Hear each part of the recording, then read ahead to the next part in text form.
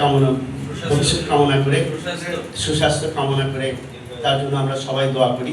সে যেন সুস্থ থাকে, ভালো থাকে, পারিবারিকভাবে আমরা সবাই তার জন্য দোয়া করবো ইনশাআল্লাহ।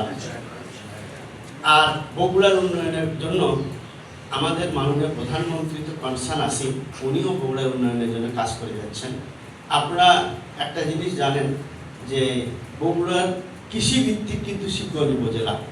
এই কৃষিভিত্তিক শিবগঞ্জ উপজেলার একটা বিশেষ অবদান হচ্ছে আলু এবং সবজি চাষ। এখানে কিন্তু একটা সরকারিভাবে স্পেশালিস্ট কোল্ড স্টোর স্থাপনের উদ্যোগ নিয়েছে সরকার, এবং ইপিজেড এগ্রিকালচার বেস কিন্তু ইপিজেড হবে।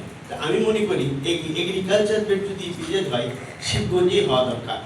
কিছুক্ষণ আগে অনেকেই বলেছেন যে মৌসুমী ফসল আমরা সুসময়ে সঠিক মূল্য পায় না বলে আমার কৃষকরা এই মূল্য থেকে বঞ্চিত হয়।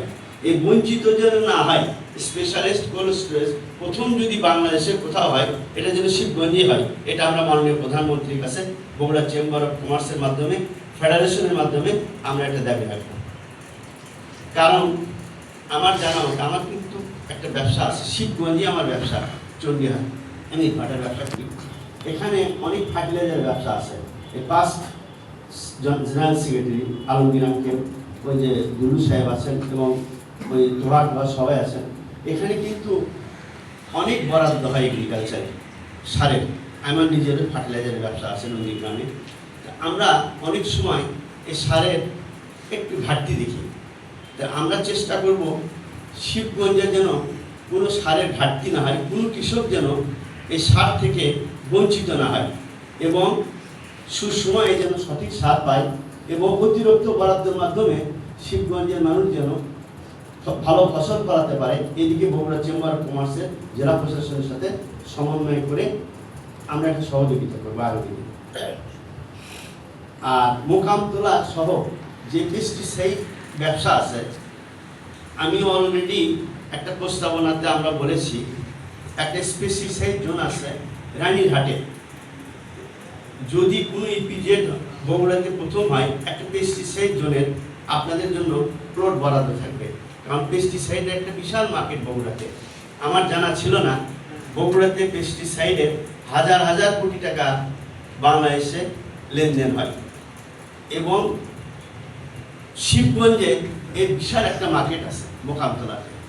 এদের প্রণোদনা সহ, এদের ব্যাংক সুবিধা সহ যে যে সমস্যাগুলো আছে আমরা আলোচনা করব, আমরা চেম্বারের মাধ্যমে সমাধান করার চেষ্টা করব।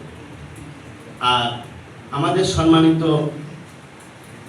মন্ত্রী মহোদয় তো কনসার্ন আছেন, প্লাস যে কোনো ব্যবসা, যে কোনো সমস্যা হইলে আমাদের চেম্বারকে জানাবেন, আমরা আপনাদের পাশে থাকতে চাই। আগামী দিনে চেম্বার কোনো জবাবদিহিতা ছিল না, চেম্বারে কোনো গণতন্ত্র ছিল না। 5ই আগস্টের পরে এই চেম্বার আবারও তারা তফসিল ঘোষণা করেছিল। আমরা সবাই মিলে আমরা বাণিজ্য মন্ত্রণালয়ে দরখাস্ত করেছি, এবং বগুড়ার যারা অভিভাবক আছে তেনাদের সহযোগিতায় প্রশাসক নিয়োগ হয়েছে। এটা কিন্তু প্রশাসকের মাধ্যমে নির্বাচন হচ্ছে, কারণ বিগত দিনে একটা কক্ষিগত একটা গোষ্ঠী এই চেম্বারকে নিয়ন্ত্রণ করত। যেন গণতন্ত্র ফিরে আসে, এই কক্ষিগত যেন না হয়, এই জন্যই কিন্তু আমরা প্রশাসক নিয়োগ করেছি। আমরা স্বচ্ছ চেম্বার চাই, আমরা প্রতিযোগিতামূলক নির্বাচন চাই, আমরা গণতান্ত্রিক চেম্বার চাই। গণতান্ত্রিক চেম্বার যদি প্রতিষ্ঠিত হয়, তাহলে আমরা সবাই আমাদের অবস্থান ঠিক রাখতে পারবো। আমরা চেম্বারে গিয়ে আমাদের যার যা প্রয়োজন আছে এটা আমরা ফিরে পাবো। আমি আপনাদের সুস্বাস্থ্য কামনা করছি, দীর্ঘায়িত করলাম না নামাজের সময়। আমি আশা করি আপনারা তো লক্ষ্য করেছেন, আপনারা যে যে সেক্টর থেকে নেওয়া উচিত, আমরা চেষ্টা করেছি সব সেক্টর থেকে চেম্বার অফ কমার্সের প্রতিনিধিত্ব নেওয়ার জন্য। আমি বগুড়া জেলা ইটভাটা মালিক সমিতির সভাপতি, আমি ফার্টিলাইজার অ্যাসোসিয়েশনের অ্যাডভাইজার শালম সাহেব কাছে। উনি কিন্তু এই প্রশাসক নিয়োগ ব্যাপারে, এই গণতন্ত্র ফিরিয়ে আনার ব্যাপারে উনি বাণিজ্য মন্ত্রণালয়ে আমাদের অনেক সহযোগিতা করছে। ওনার সহযোগিতায় এই প্রশাসক নিয়োগ হয়েছে। উনি গণতন্ত্রকে বিশ্বাস করে, তারেক রহমানের গণতন্ত্রকে উনি প্রতিষ্ঠিত করার জন্য বগুড়া চেম্বারকে প্রশাসক নিয়োগের ওনার অবদানে এই প্রশাসন। হ্যাঁ, এবং উনি একদিন আমাকে বললো যে বাদল ভাই আমি মন্ত্রণালয়ে যাচ্ছি, আপনি মোবাইল ধরেন। সচিব মহাদেব বললো বাদল সাহেব কি চান আপনি? আতিকুর রহমান বাদল সাহেব বলছেন নাকি? তো বললো যে শাহরুখ সাহেব এসেছে, কি চান? আমি বললাম যে আমি তো প্রশাসক নিয়োগ চাই, সুষ্ঠু নির্বাচন চাই।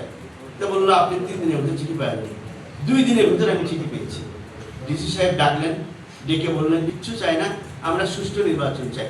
বগুড়াবাসী যেন সিল দিয়ে চেম্বারের প্রতিনিধিত্ব নির্বাচন করতে পারি আমরা, বিনের সিলে যেন কোনো প্রতিনিধিত্ব বগুড়া চেম্বারে না থাকে। এই জন্যই আমি শাহরুখ সাহেবের প্রতি কৃতজ্ঞ এবং শিবগঞ্জবাসীর প্রতি কৃতজ্ঞ। আমরা শিবগঞ্জবাসীর উত্তরোত্তর উন্নতি কামনা করছি এবং যে কাজ করে তাকে আমাদের দোয়া করা উচিত, আমাদের সহযোগিতা করা উচিত। আমরা শিবগঞ্জবাসীর পাশে থাকবো ইনশাআল্লাহ। চেম্বারে যদি আমরা নিজে বের হতে পারি, আমরা শাহরুখ সাহেবের যেন আরও আগামী দিনে আগায় দিতে পারে, এই জন্য আমাদের সবার দোয়া থাকবে। আপনারা ওনার জন্য দোয়া করবেন। সবার সুস্বাস্থ্য কামনা করে আমার বক্তব্য শেষ করছি। আসসালামু আলাইকুম।